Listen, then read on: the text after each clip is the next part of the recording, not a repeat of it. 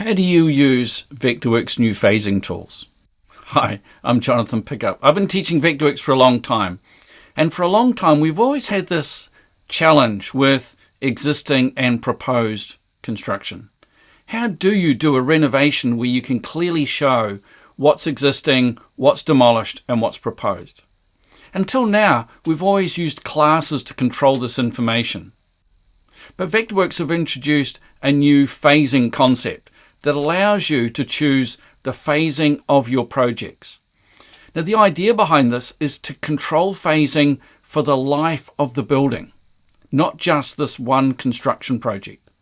So we have the ability to say that we started the drawing at this point, that this is all the existing, that we're going to remove this at some point, we're going to create a new construction at this point, but maybe sometime in the future we'll be removing some of that and building other parts of the building. So that's the concept of phasing, to allow us to show lots of different phases. Maybe it's a large commercial project and you're building building 1, building 2, building 3, building 4, and we want to be able to phase those. And it might be that there are groundworks that need to be done, enabling works, and they can all be phased. So this is a really powerful concept. Now, I've been playing with this in the last week, and I've learnt lots about doing this.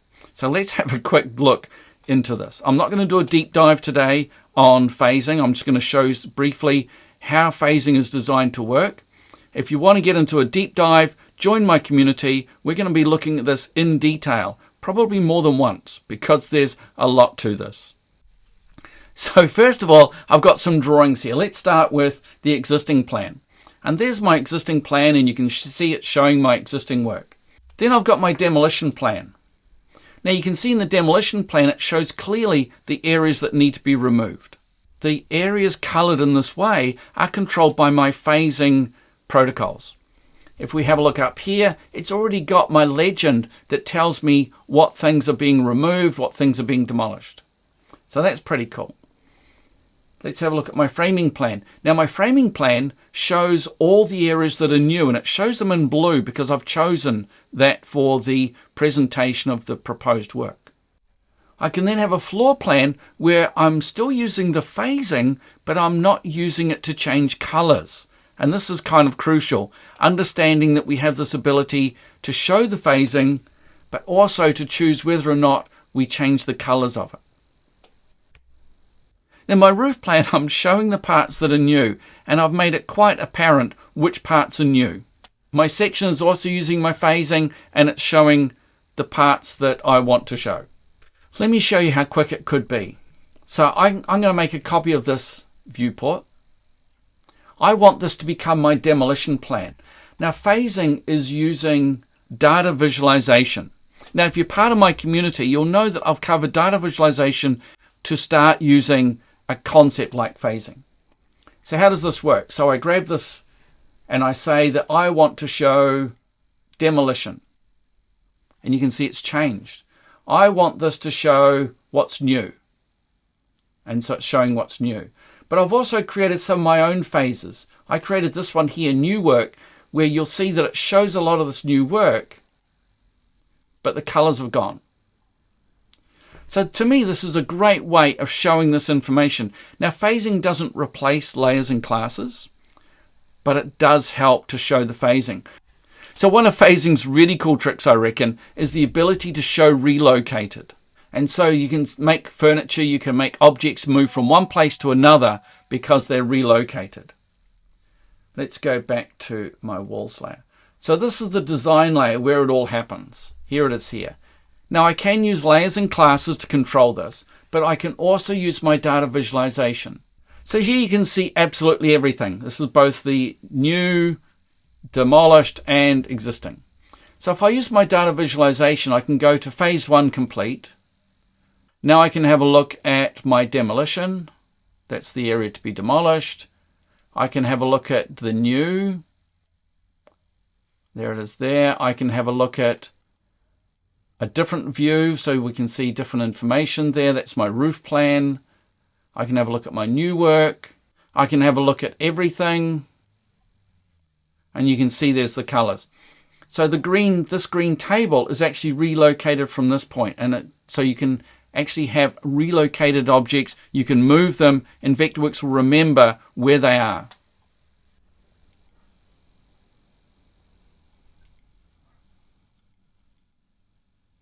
Current phase only because I'm in new construction.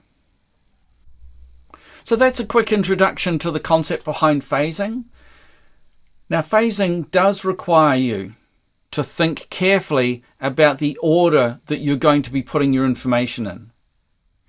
You do need to make sure that when you start putting information in, that you're careful about what's existing, what's demolished, and what's proposed. Now, the easiest way to get started with a phasing project is to start with a beginning, with a project where you've set up your stories and you start with your phasing on existing. You draw everything that's existing, then you can go to the phase called demolished, or you can start to select objects and tell Vectorworks when those objects are removed. So for example, I have a wall here, which is on the phase created existing. When is it removed? Never. Let's select this polygon. This polygon was created in the phase called existing, and it's removed for the new construction. This is constructed in the new construction. In the phase removed, never. This is my table. It's created in existing, and it's removed in new construction. And this is relocated. So it's actually created in the phase called new construction. Now, I just numbered my phases to make them easy. Phase 1, 2, and 3. If we look at this, this is a 2D symbol, and it's new, so it's in the new phase. So that's the way that I've set this project up. So I can create an existing plan, I can create a demolition plan, I can create a proposed plan, and I can create a separate one showing information. To me, phasing is going to be hugely beneficial. It does require you think carefully about what the objects are. But on the other hand, we had to do that with classes anyway. You have to be careful to make sure your object's on the correct class. Now, this doesn't replace classes. So we're still using classes to control visibility. So there might be notes and things that we put on classes to make them visible or not visible when we want them. But we also use the data visualization. Now, if you need to have an introduction to data visualization, check out my community. I wrote a manual on data visualization last year. We went through it with the online sessions and we looked at it a couple of times. Look out this year. We'll probably be doing a lot of this phasing because I think it's going to be hugely beneficial. Hey, thanks for watching. I'll put the link to my community in the description.